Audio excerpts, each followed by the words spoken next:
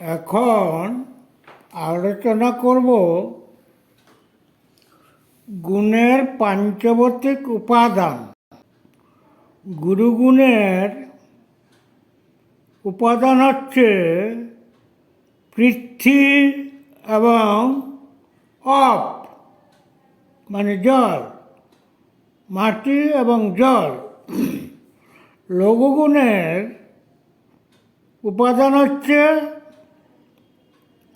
তেজ, বায়ু এবং আকাশ। শীতগুণের উপাদান হচ্ছে অপ মানে জল। স্নিগ্ধ গুণের উপাদান হচ্ছে অপ মানে জল। রুক্ষ গুণ আংটোয়াস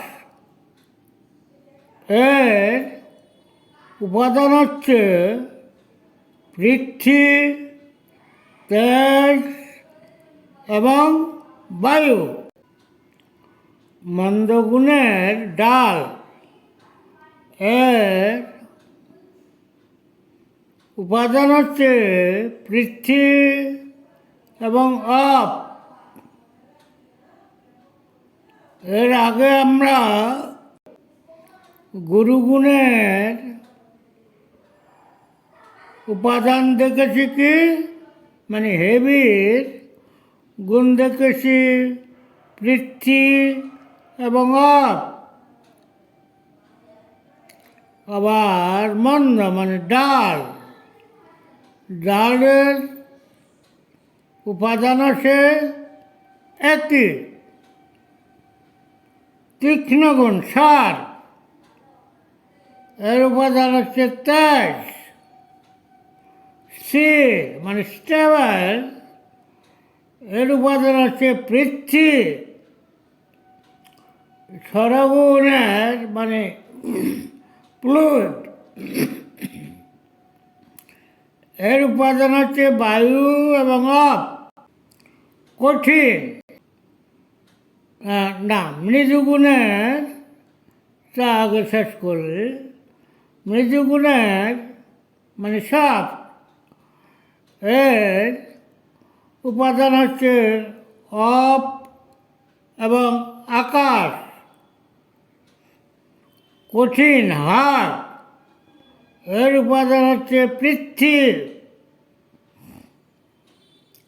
বিষাদ নন স্লিমি এর উপাদান হচ্ছে পৃথ্বী, তেজ, বায়ু ও আকাশ। পিচ্ছিল মানে স্লিমি এর উপাদান হচ্ছে অপ।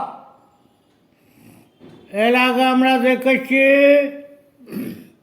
শীতগুণ মানে কোল্ডের উপাদান হচ্ছে অপ। শ্লক্সা হচ্ছে স্মুথ এর উপাদান হচ্ছে তেজ। এর আগে আমরা উষ্ণ বা হটের উপাদান পেয়েছি তেজ। খরা মানে রাপ এর উপাদান হচ্ছে বায়ু। সূক্ষ্ম মানে সাপ্তাহ এর উপাদান হচ্ছে তেজ, বায়ু এবং আকাশ। স্থূল মানে গ্রাস এর উপাদান হচ্ছে পৃথ্বী।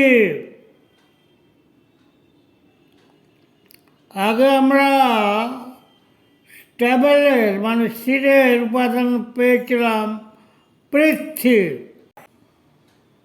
সান্দ্র মানে ড্যান্স এর উপাদান হচ্ছে পৃথ্বী।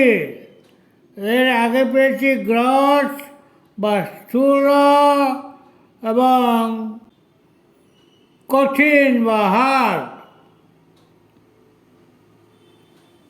এর উপাদান পৃথ্বী। তারপরে 20 নম্বর গুণ হচ্ছে দ্রব,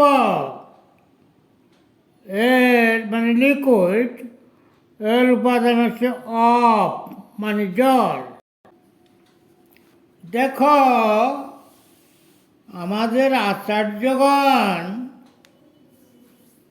কি ভাবে সেই প্রাচীনকালে এগুলোর বৈজ্ঞানিক উপাদানগুলো অন্বেষণ করে বের করেছেন। এটা গেল গুণের পাঞ্চবর্তিক উপাদান। এখন আসছে বীর্যের পাঞ্চবর্তিক উপাদান। শীতবীর্য কোর, এর উপাদান হচ্ছে পৃথ্বী এবং আপ। উষ্ণবীর্য হট, এর উপাদান হচ্ছে তেজ। স্নিগ্ধবীর্য আংটুয়াস, এটা হচ্ছে জল। রুক্ষ মানে আনটুয়াস, এর উপাদান হচ্ছে বায়ু। গুরু হেভি, এটা পৃথ্বী এবং আপ। লঘু লাইট, তেজ, বায়ু ও আকাশ। মন্দ ডাল, এর উপাদান হচ্ছে পৃথ্বী এবং আপ। আর তীক্ষ্ণ সার, এর উপাদান হচ্ছে তেজ। এই যে বীর্য সম্বন্ধে ঋষি সম্মেলনে যখন সে সেমিনারে বিতর্ক সভা হচ্ছিল এই আয়ুর্বেদের রস, গুণ, বীর্য, বিপাক, প্রভাব, দ্রব্য, এই সমস্ত বিষয়ে, তখন বিভিন্ন ঋষি এই 8 প্রকার বীর্যের সমর্থক ছিলেন। কিন্তু মহারিষি পুনর্বসু আত্র ওগুলোকে খারিজ করে দিয়েছেন। খারিজ করে দিয়ে তিনি বলেছেন ওগুলো বীর্য নয়, ওগুলো হচ্ছে দ্রব্যের গুণ, তোমরা ভুল করছো, এ হতে পারে না। আমরা যে এর আগে যে গুণের পাঞ্চবর্তিক উপাদান আলোচনা করেছি, তোমরা নিশ্চয় এই স্নিগ্ধ, রুক্ষ, গুরু, লঘু, মন্দ, তীক্ষ্ণ এগুলোকে গুণের ভিতর পেয়েছ। সুতরাং এগুলো যদিও অল্প মেধা সম্পন্ন ঋষিরা টেনে টুনে বীর্যের ভিতর আনতে চেষ্টা করেছেন, মহর্ষি পুনর্বসু আত্র সেগুলোকে যুক্তি দিয়ে খারিজ করে দিয়েছেন। তিনি বলছেন এগুলো অবৈজ্ঞানিক কথা, কারণ গুণ কখনো বীর্য হতে পারে না, আর বীর্য কখনো গুণ হতে পারে না। তাই তিনি করেছেন, শেষ সিদ্ধান্ত তিনি দিয়েছেন যে বীর্য হচ্ছে দু প্রকার, শীতবীর্য আর উষ্ণবীর্য। হয় কোল্ড হবে, নাহলে হট হবে, এর বাইরে কোনো তৃতীয় বীর্য হতে পারে না। এটা অবৈজ্ঞানিক কথা, আমি এগুলো বাতিল করলাম। সে থেকে আমরা মানে আমাদের পূর্বপুরুষগণ এই দুই প্রকার বীর্য মতটাকে গ্রহণ করে যাচ্ছি, কারণ আরগুলো সব গুণের মধ্যে আলোচিত হয়েছে। মনে রাখবে, গুণ বীর্য হতে পারে না, আর বীর্য গুণ হতে পারে না। এটা হচ্ছে আসল কথা। এখন বিপাকের পাঞ্চবর্তিক উপাদানগুলো নিয়ে আলোচনা করছি। বিপাক হচ্ছে তিন প্রকার: মধুর বিপাক, অম্ল বিপাক, কটু বিপাক। এখন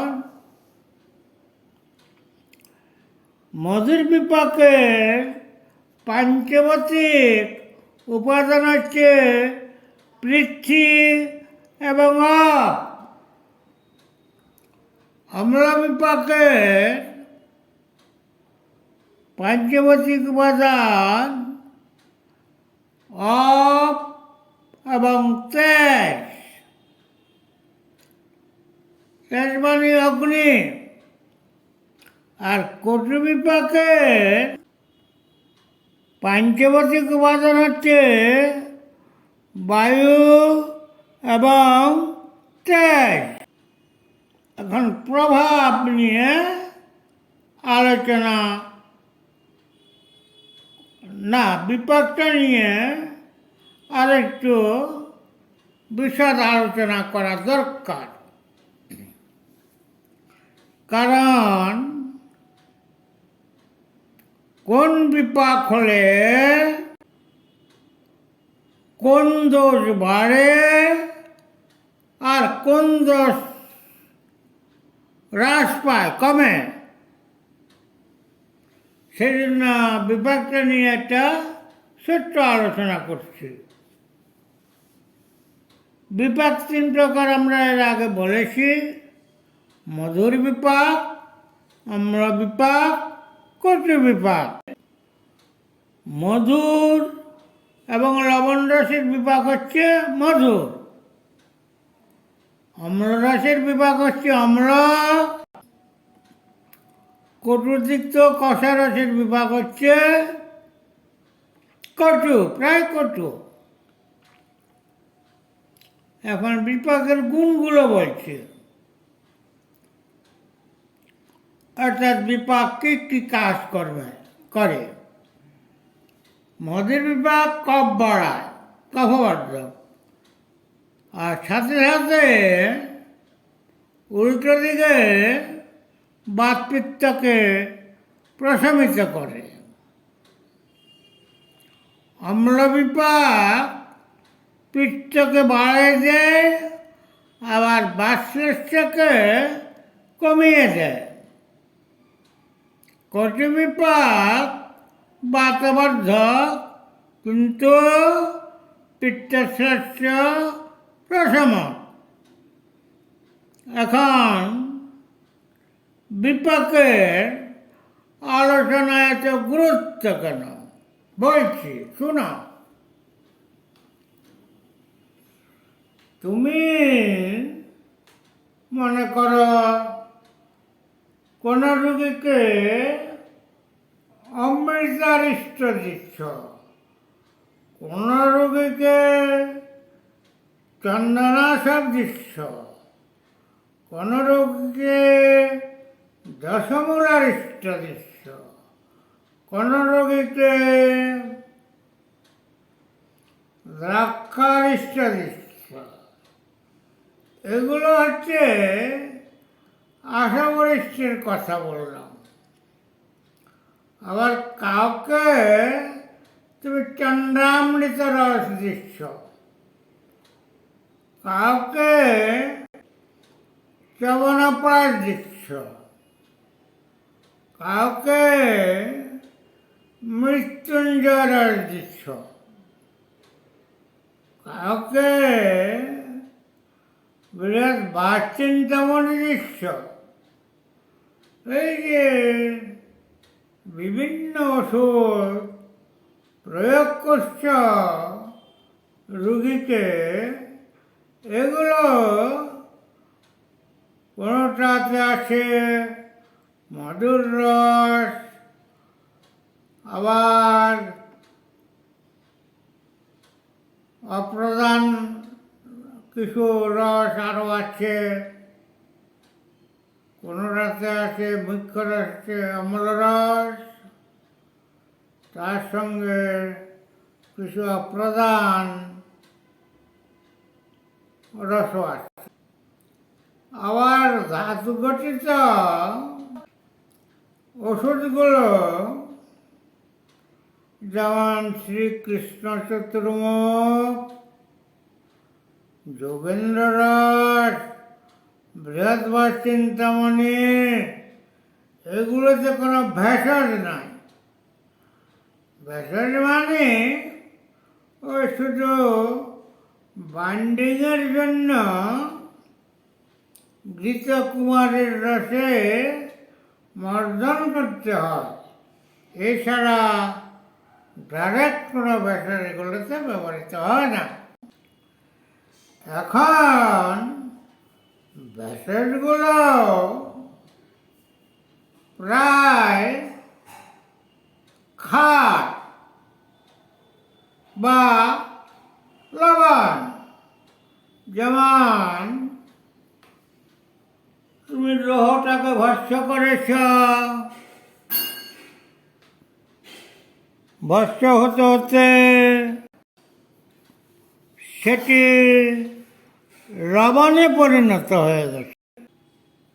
তুমি বঙ্গটাকে ভস্য করেছ, সেটা ভস্য হতে হতে তার অ্যাসিডিক ক্ষমতাটা হারিয়ে ফেলে সে ক্ষার প্রকৃতি হয়ে গেছে, বিরুদ্ধ প্রকৃতি হয়ে গেছে, রস হয়ে গেছে। আর ক্ষার মানে কিন্তু লবণ। তুমি অভ্রভস্য করেছ, অভ্রটাও তাই, সোনাভস্য করেছ, সেও তাই, রূপাভস্য করেছ, সেও তাই। অর্থাৎ যত কিছু ভস্য করেছ সব কিন্তু ক্ষার হয়ে গেছে, অর্থাৎ রসে লবণ রস হয়ে গেছে। এবং এখন লবণ রসের সঙ্গে তার সঙ্গে আবার কিছু কিছু অপ্রধান স্বাদের ভিতরে এসে গেছে। তাহলে সেটা মূল উপাদানটা কি? আয়ুর্বেদ সেখানে তার ফর্মুলায় বলছে ভাগত্রয়ং স্বর্ণভস্যং দ্বিভাগং রৈপ্রব্রকম লোহাত্রঞ্চ প্রবালঞ্চ মৌক্তিকং ত্রয়সন্নিতম ভস্যসূত সপ্তকঞ্চ কন্যা রসমর্জিতম। কি বলছে? ওই যে বৃহস্পতি চিন্তামণিটা তুমি তৈরি করেছ, সেখানে 3 ভাগ হচ্ছে সোনা, ভাগত্রয়ং স্বর্ণভস্যং দ্বিভাগং রৌপ্যব্রকম, 2 ভাগ হচ্ছে রূপা এবং 2 ভাগ হচ্ছে অভ্র। লোহার পঞ্চ, লোহা হচ্ছে 5 ভাগ, প্রবালঞ্চ, লোহার সমপরিমাণ 5 ভাগ দিতে হবে প্রবালবর্ষ। মুক্তা দিতে হবে স্বর্ণের পরিমাণ, মানে 3 ভাগ। মৌক্তিকং ত্রয়সন্নিতং ভস্যসূতং সপ্তকঞ্চ।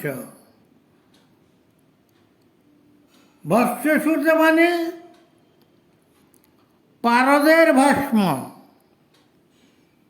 পারদের ভস্ম কি? রসসিন্দুর। রসসিন্দুরকে পারদের ভস্ম বলা হয়। সেটা 7 ভাগ দিতে হবে। এই হচ্ছে বৃহস্পতি চিন্তামণির ফর্মুলা। আমরা বিশেষ করে আমি যখন আয়ুর্বেদ পড়েছিলাম,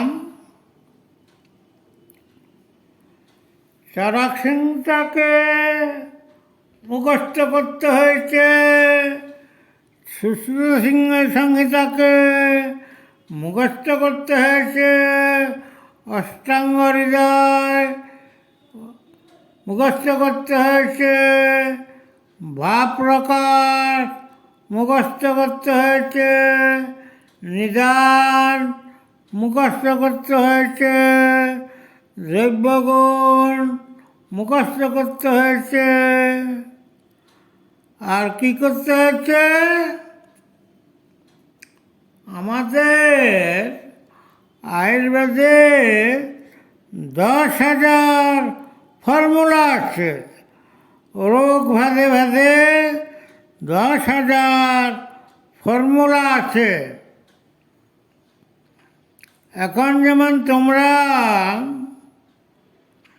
ভারতে আয়ুর্বেদিক ফর্মুলারি সরকারে দেখো, বা পাকিস্তানে বাংলাদেশে দেখো, পাকিস্তানে দেখো, শ্রীলঙ্কাতে দেখো,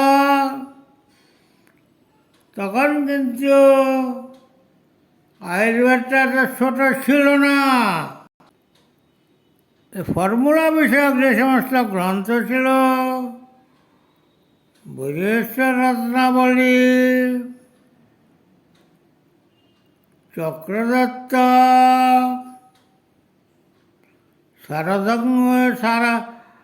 সারঙ্গধর সংহিতা, রসতরঙ্গিনী এবং রসতন্ত্রের অন্যান্য গ্রন্থগুলো, এগুলোকে সব মুখস্থ করতে হতো। মুখস্থ করে আচার্যকে যখন বলতে গিয়ে ভুল হতো, তখন কিসের বাড়ি খেতে হতো জানো? তোমরা তো এখন সেগুলো শুনলে ও সন্ত্রাসীদের মতো মাথা গরম করে ফেলবে। ওই যে হুক্কা খায় না, নল দিয়ে আচার্য হুক্কা টানছেন আর বলছেন, এই তুই এদিকে আয়, বল অগ্নিকুমারের উপাদান কি? সে আপনি ভেঙ্গে ভেঙ্গে বললে হবে না, ওই শ্লোক আকারে যে বাবা আছে ওইভাবে মুখস্থ বলতে হবে। আরেকজনকে বলতে হয়, শোন বলতো বৃহস্পতি চিন্তামণির ফর্মুলাটা। আরেকজনকে বলতে হয়, কাঞ্চনাব্র রসে কি পড়ে রে, বলতো দেখি। এরকমভাবে এক একজনকে এক এক রকমের ওষুধের ফর্মুলা বলতে হতো। বলতে গিয়ে যদি একটু একটু উলট পালট হয়ে যেত, তাহলে হুক্কার ওই নলটা খুলে সেটা দিয়ে সপাং সপাং কিছু দক্ষিণা দিত পিঠের উপর, বুঝেছ? তখন আয়ুর্বেদ শিক্ষা কত কঠিন ছিল। এখন তো তোমরা বলতে পারবা না, পারো তোমাদের শিক্ষকরা তোমাকে তুই বলে বলতে পারবে না, তাহলে আন্দোলন করবে, তাহলে হরতাল করবে, কলেজ বন্ধ করে দেবে, ওই আচার্যের পদত্যাগ দাবি করবে। বুঝতে পেরেছ? তোমরা বসছো কিসে? চেয়ারে, বই রাখছো টেবিলে, আমরা বসতাম কি শালার চটে। শালা বুঝেছ? ওই পাটের নির্মিত চট, ওই আসনে বসে ওই আসনে বই রেখে সে চড়ক হোক আর সুশ্রুতই হোক আর বাগবটই হোক আর বৈদ্যনাথরাবড়ি হোক বা চক্রদত্তই হোক বা রসতরঙ্গিনী হোক, রেখে পড়তে হতো সুর ধরে। আচার্য বলে যাচ্ছেন মুখস্থ, তার সঙ্গে আমরা গলা মিলিয়ে সুর ধরে বলে যাচ্ছি। সে এক অদ্ভুত শব্দ তরঙ্গ। আবার যখন এটা মুখস্থ হয়ে গেল কিনা জিজ্ঞেস করলেন, তখন যে বলল যে হ্যাঁ আচার্যদেব, আমার কিন্তু মুখস্থ হয়ে গেছে, ঠিক আছে একটু অপেক্ষা কর, ওদেরও হোক। তারপরে ওই যে ছেলেটা প্রথমে বলেছিল মুখস্থ হয়ে গেছে, তাকে নাম ধরে ডাকলো, সে উঠে দাঁড়ালো, দাঁড়িয়ে হ্যাঁ বল। তো বলতে গিয়ে যখন একটু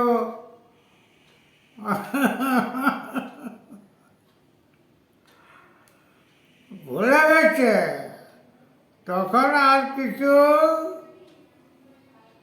করার নেই, ওই হুক্কার নয়, যেটা রাবারের তৈরি, বুঝেছ? রাবারের নলের পিঠা খাও। আমাদেরকে তখন বেতের প্রবেশ নিষেধ ছিল, বুঝেছ? সেই যুগের কথা, সেই দিনের কথা। এইভাবে সব কিছু মুখস্থ করতে হয়েছে। তারপরে যখন পাস করার পর আমাদেরকে ছেড়ে দিল রুগী দেখতে যাওয়া। আচার্যদেবের কল আসলো, তিনি যেতেন পালকি করে, চার বেহারার কাঁধে চড়ে, আর আমরা যেতাম সে জল কাদা মারিয়ে। তখন তো রাস্তাঘাট কি ছিল, জমিরায়। আষাঢ় শ্রাবণ মাসে আমরা বুক পরিমাণ জল পার হয়ে গেছে, কিচ্ছু করার নেই।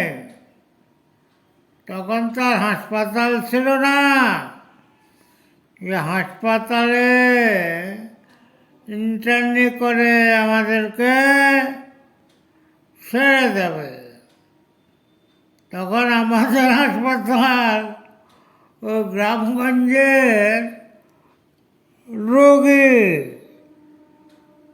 সেখানে গেলাম, যথারীতি তিনি তার হুক্কা সাজিয়ে আরম্ভ করলেন হুক্কা টানতে। এই ছাত্রটাকে দিলেন, দেখ তো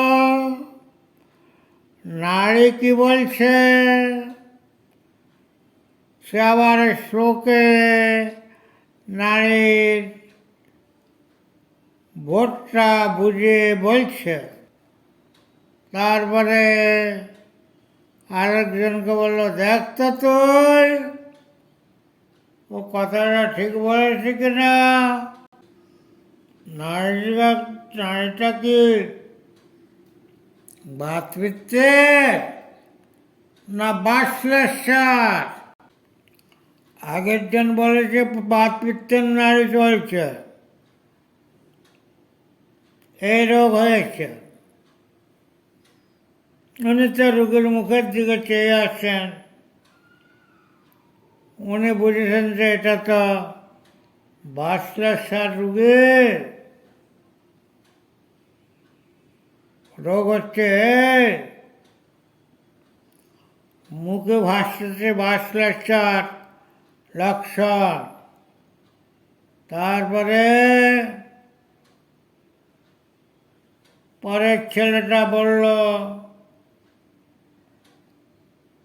এটা শুদ্ধ বাতের নাড়ি চলছে।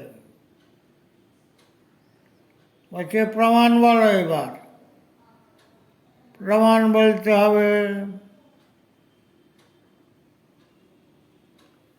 বাতদিকা ভবেন নারী প্রবক্তা তর্জনী তলে ইস্তিব্যক্ত মধ্যমায়াং তৃতীয়াঙ্গুলিকা কাফে। এটা তর্জনী তলে চলছে, পাচ্ছে, সুতরাং এটা বায়ুর নারী।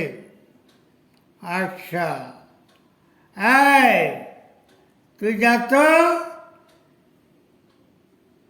দেখতো কিসের নারী, তুই তো নারী ভালো বুঝিস, দেখ। সে গিয়ে বলল, আচার্য দেব, এটা বাশ্লেষার নারী, এটা বায়ুর নারীও নয়, পিত্তের নারীও নয়, বাতপিত্তের নাড়িও নয়, এটা ধন্যজ রোগ হয়েছে, বাতশ্লেষের নাড়ি হয়েছে পেয়েছি। এবং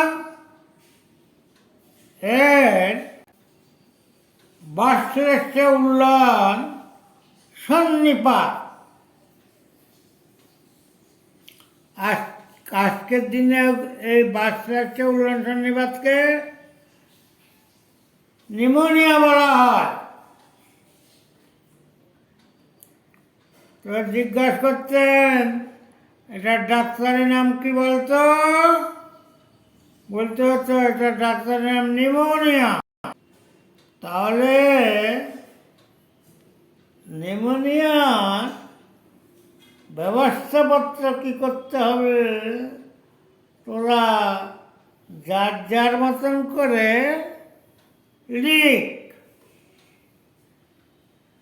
লিখত।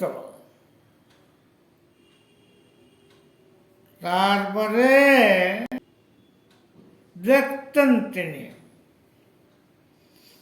লেখা ঠিক আছে না এটা সংশোধন করতে হবে। তারপরে যদি ভুলচুক হতো তিনি নিজের থেকে সেটাকে সংশোধন করে দিতেন নিজে লিখে। এই ছিল আমাদের সময়ের আয়ুর্বেদ শিক্ষার অবস্থা। এখন সেই রামও নেই, সেই অযোধ্যাও নেই, কিন্তু আছে কারা? কতগুলো বানর। তাদের কি অবস্থা? তারা এখন পড়ে লেখে আয়ুর্বেদ কলেজে, রুগী দেখে ইন্টার্নশিপ করে মডার্ন মেডিসিনের হাসপাতালে, পিজি হাসপাতালে মডার্নের 6 মাস। এখন মডার্নের ডাক্তাররা তো তাদেরকে আয়ুর্বেদ শিখাবেন না, কারণ তারা আয়ুর্বেদ জানেন না। তারা তাদের বিজ্ঞানের কথাগুলো শেখান, ওষুধগুলো শেখান। আর এরা ছাত্ররা মানে ছাত্রছাত্রীরা এবারে লুফে নেন সেই কথাগুলো। এতদিন যে তাদেরকে আয়ুর্বেদ কলেজে তাদের স্যাররা পড়াইছেন, তারা সেগুলো শুনতে বা পড়তে আগ্রহী ছিল না। তাদের আগ্রহ ছিল পাস করে যাওয়াটা। পাস করে গেলে ইন্টার্নি করবে অমুক হাসপাতালে, সেখানে শিখবে ডাক্তারি। তারা তখন প্র্যাকটিস করবে ডাক্তার। এই হচ্ছে আয়ুর্বেদীয় চিকিৎসকদের বর্তমান স্ট্র্যাটেজি। আমি বিশ্ব স্বাস্থ্য সংস্থা ফেলো হিসাবে ভারতের বিভিন্ন রাজ্যের আয়ুর্বেদের অবস্থা সার্ভে করার জন্য আমাকে পাঠালেন ফিল্ড ওয়ার্ককে, অর্থাৎ অমুক রাজ্যে তমুক রাজ্যের যে গ্রামাঞ্চলে শহরাঞ্চলে যে আয়ুর্বেদিক হাসপাতালগুলো আছে সেখানে আয়ুর্বেদের চিকিৎসাটা কেমন হচ্ছে সেটার উপর রিপোর্ট তৈরি করতে হবে। সে খুব কঠিন পরিশ্রমের কথা। এটি জাতিসংঘের কাজ যারা করে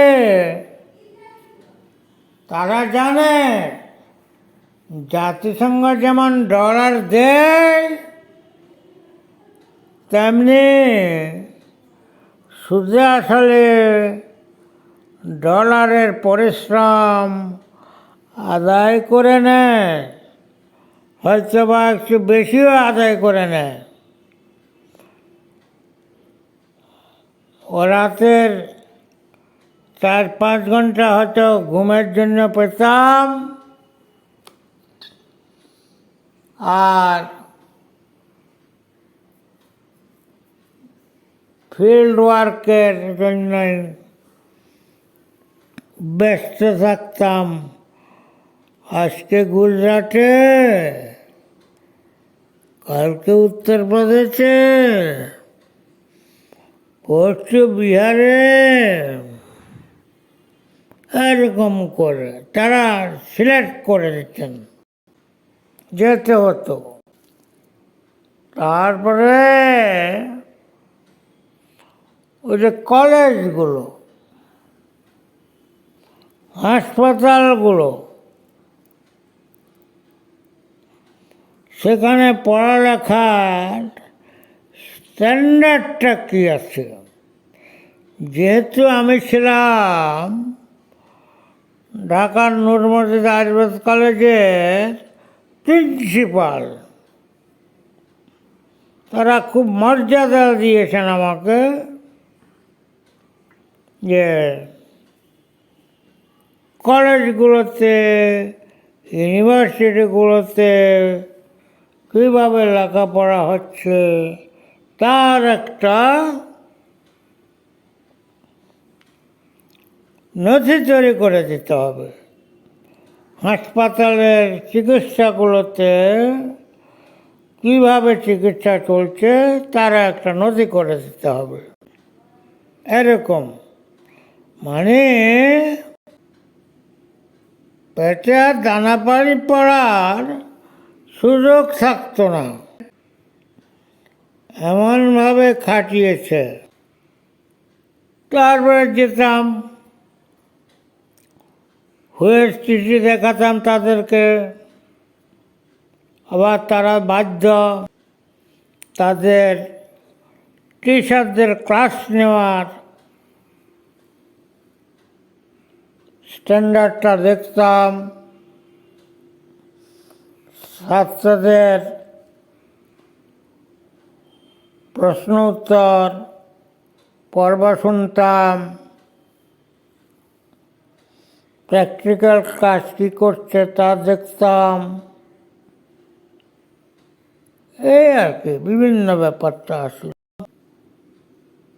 আবার যারা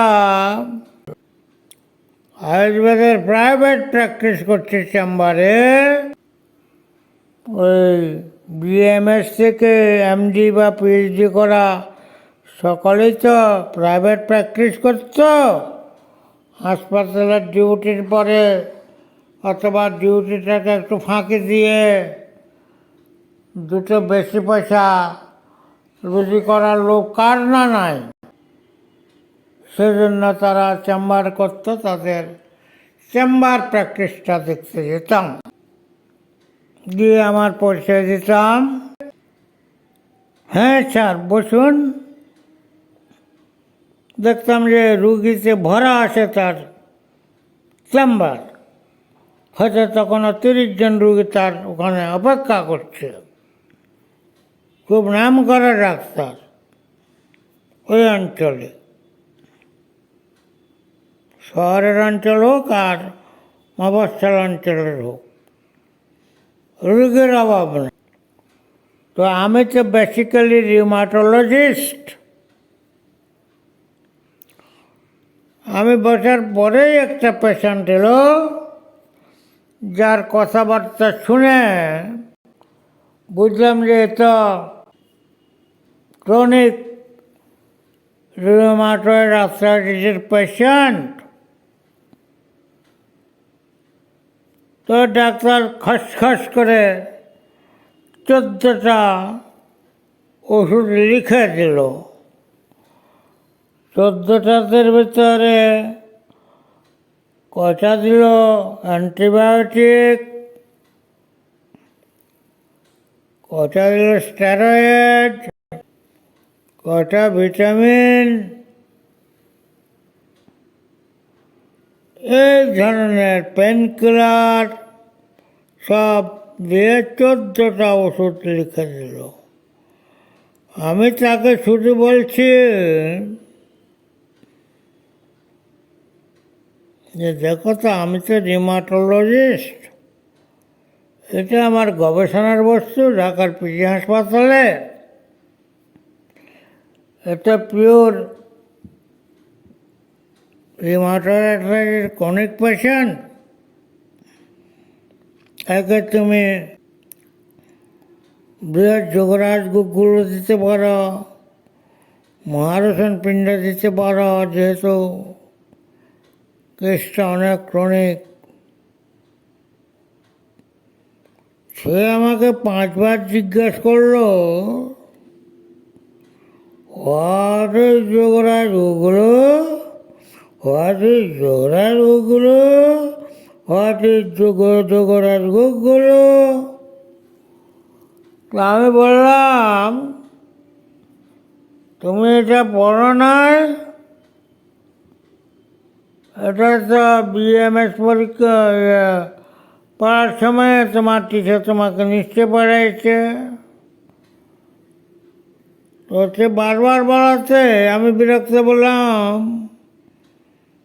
তোমার বাপের মাথা। সে আর বুঝতে পারলো না বাবার মাথা। এই হলো অবস্থা। একটাও আয়ুর্বেদ ওষুধ সেখানে লেখা নেই। তো আমার অভিজ্ঞতা শেষ না, কি বলবো। এরকম গল্প বলতে বলতে বছর শেষ হয়ে যাবে, কারণ 1 বছর 2 বছর না, তো প্রায় 18 বছর এভাবে কাজ করেছি। সে যাই হোক, সেটা তো আরও 30 বছর আর 30-35 বছর আগের কথা বলছি। এখন তার চেয়ে ভালো কিছু হয়েছে কিনা জানি না। তো আমাদের আয়ুর্বেদের অবস্থা হচ্ছে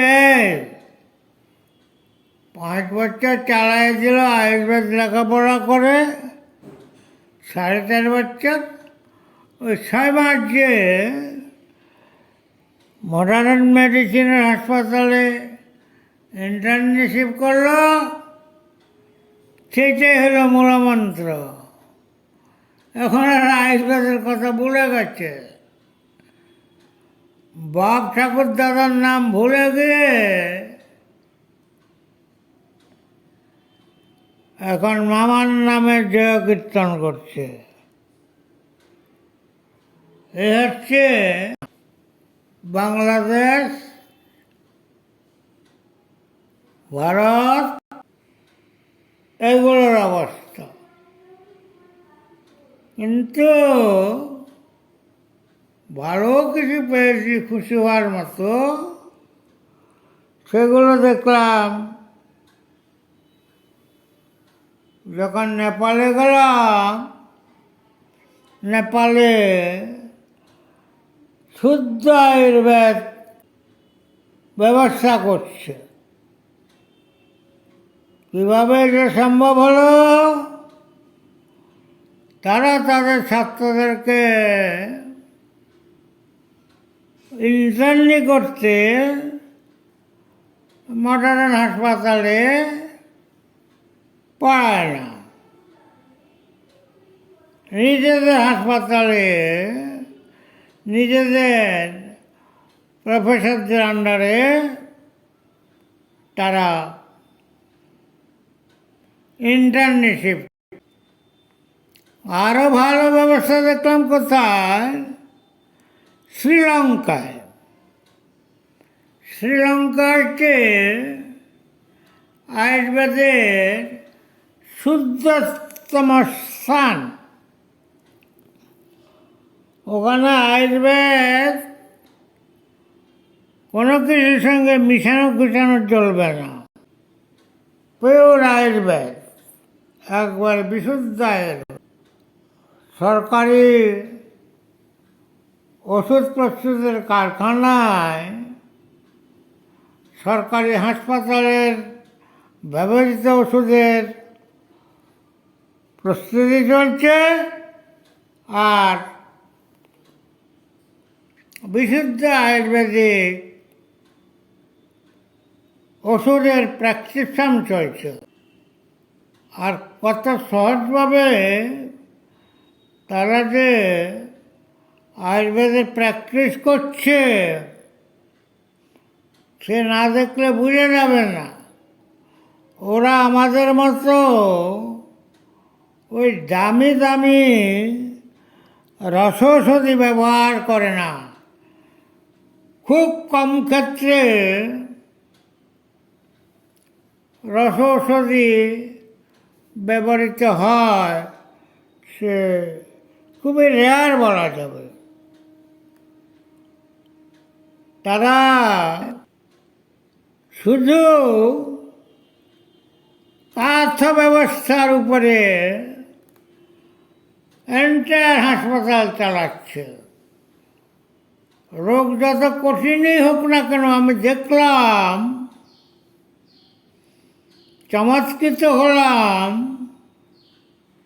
মনটা ভরে গেল যখন যাকে ওষুধ খাওয়ানোর সময় নার্স এসে ওই ওষুধের গ্লাসে করে এক গ্লাস কাঠ খাওয়াই গেল। আমি জিজ্ঞাসা করলাম, এটা কি কাঠ? তো সিনহলি ভাষায় বলল। তো সিনহলি ভাষায় বলাতে আমি সিনহলি নামটা তার বুঝি না। তো আমি জিজ্ঞাসা করলাম, এটা কি আয়ুর্বেদের? ওখানে চিকিৎসা দুইভাবে, একটা হচ্ছে দেশীয় চিকিৎসা, যেটা তাদের নিজস্ব হার্বাল, আর একটা হচ্ছে আয়ুর্বেদিক চিকিৎসা। দুটোই কিন্তু ওই কাথা প্রধান চিকিৎসা। তারা ভেষজ ওষুধ দিয়ে সাপে কাটা রোগের চিকিৎসা করছে। গাছটা আমাকে শিখিয়েছে, দেখেছি হাসপাতালের চারদিকে এটা বেড়ার মতন থাকে, হেলজের মতো, যেন পেতে অসুবিধা না হয়। আমার কাছে খুব ভালো লেগেছে শ্রীলঙ্কার অবস্থাটা। আর থাইল্যান্ডের আয়ুর্বেদ, সেটাও দেখলাম একেবারে পিওর হার্বাল, মেটালিক কোনো ড্রাগ তারা ব্যবহার করে না, রোগ যত কঠিনই হোক। আমি তাদের হাসপাতাল দেখতে গিয়ে তাদের যিনি প্রিন্সিপাল ছিলেন তিনি বেনারস হিন্দু ইউনিভার্সিটি থেকে এমডি করা ডাক্তার। তো ওনাকে জিজ্ঞেস করলাম, উনি বলেন যে না, আমরা রসৌষধি ব্যবহার করি না, লাগেও না আমাদের। আমাদের যে হার্বাল ড্রাগ আছে এটা খুব পটেনশিয়াল। আমরা এই হার্বালের উপরে রিসার্চ করি, থিসিস করা সবই হার্বালের উপরে। তো আমি হাসপাতালে ঢুকে প্রথম যে রুগীটাকে দেখলাম ওইটা ছিল সার্ভাইকাল স্পন্ডিলাইটিসের পেশেন্ট। ওখানে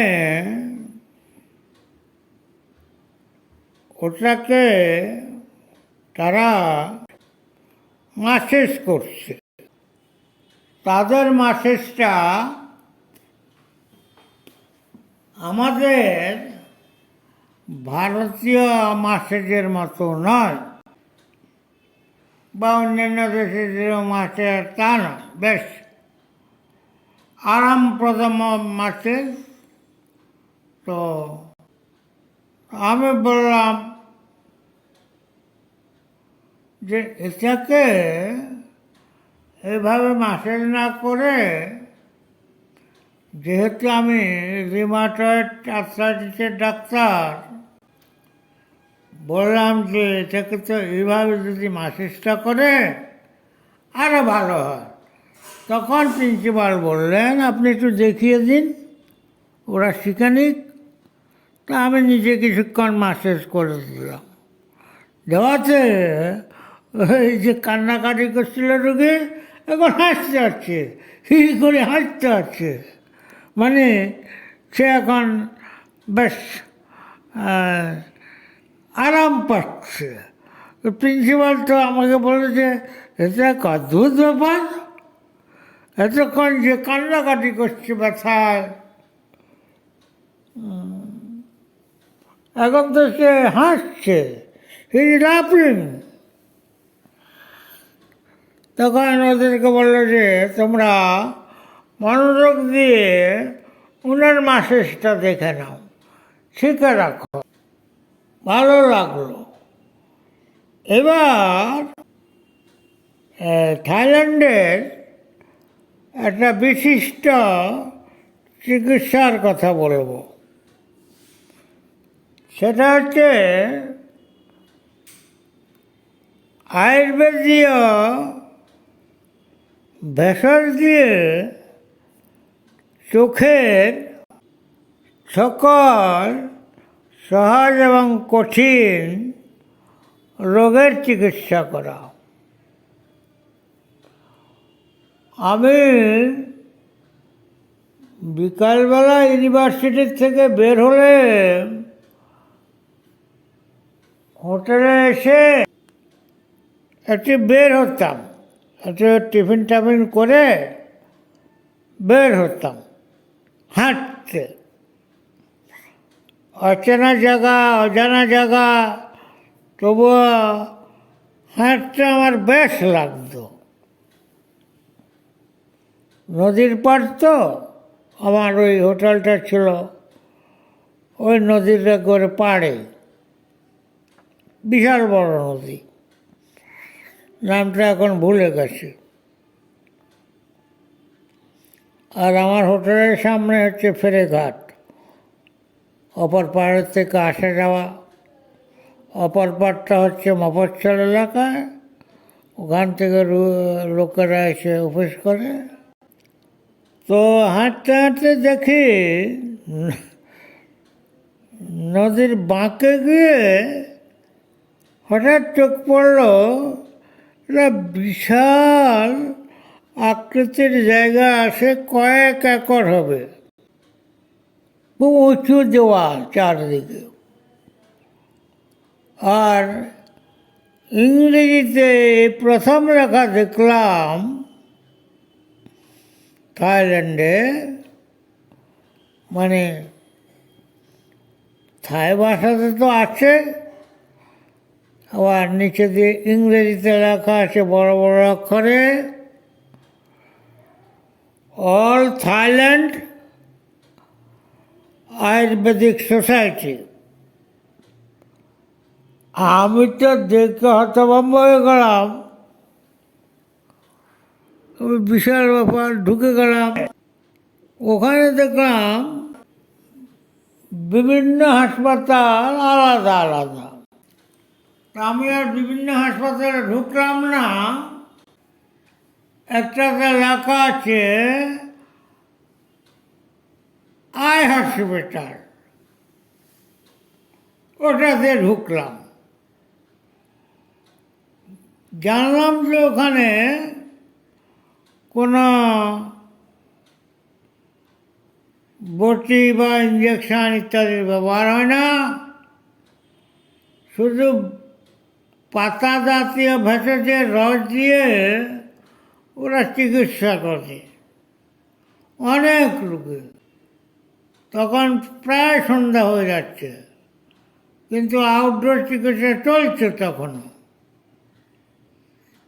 তা আমি ওখানকার দুজন ডাক্তারকে বললাম ইংরেজিতে, কিন্তু আমার এমন দুর্ভাগ্য, থাইল্যান্ডে থাই ভাষা ছাড়া ওরা আর কিছু অন্য কোনো ভাষায় কথা বলতে রাজি না, মানে জানেও না।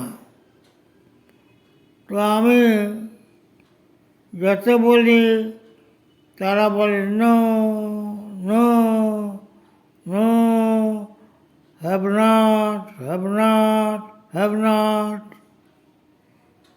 ওটা হচ্ছে ওখানে তিনটা ভালো ইংরেজি শব্দ জানে, ইয়েস, ওকে, হ্যাভ নট। এই হচ্ছে অবস্থা। আমি দীর্ঘক্ষণ থেকেও একটা পাতাও দেখতে পেলাম না। পাতা দেখলে হয়তো চিনে রাখতে পারতাম, অভিজ্ঞতাটা সঞ্চয় করে আনতে পারতাম, কিন্তু ব্যর্থ হলাম। ওখানে শুধু আয়ুর্বেদিক প্ল্যান্ট যে ব্যবহার তা নয়, চাইনিজ ওখানে থাই বোটানিক্যাল গার্ডেনগুলোতে মেডিসিনাল, মানে অধিকাংশই হচ্ছে চাইনিজ মেডিসিনাল প্ল্যান্ট। কারণ ওইখানে প্রচুর লোক হচ্ছে চাইনিজ, আর ওখানকার আয়ুর্বেদটা হচ্ছে চাইনিজ ভেষজ নির্ভর। কাজে সেখানকার ওষুধের উপর আমি কোনো অভিজ্ঞতা অর্জন করতে পারিনি। তবে ওরা পিওর আয়ুর্বেদ চিকিৎসা করে দেখলাম, ভেষজ চিকিৎসা, যেমনটা শ্রীলঙ্কায় করে তেমন থাইল্যান্ডেও করে।